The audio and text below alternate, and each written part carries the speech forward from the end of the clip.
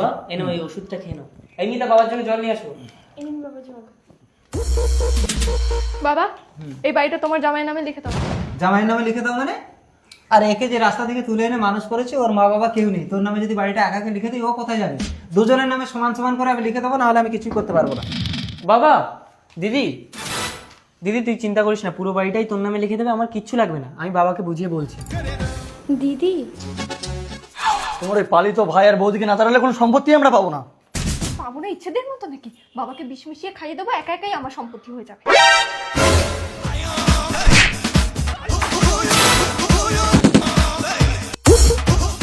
ভাই ছুটে আয়, দেখবি আয় তোর চরিত্রহীন বউ কি করছে আমার স্বামীকে নিয়ে। দেখ না ভাই, তোর বউ আমাকে ঘরে একা পেয়ে কি সব বলছে।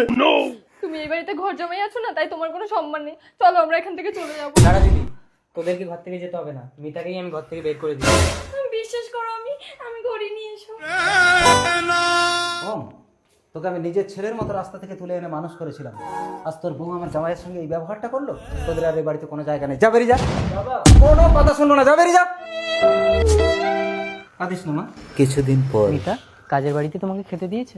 না গো, আমিও কিছু খাইনি ভীষণ।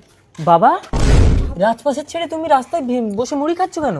খোকা, তোদেরকে বাড়ি থেকে বের করে দেওয়ার পর আমার মেয়ে জামাই জোর করে বাড়িটা ওদের নামে লিখে নিয়ে আমাকে ঘর থেকে তাড়িয়ে দিয়েছে। চলো বাবা আমার ভাঙা ঘরে চলো।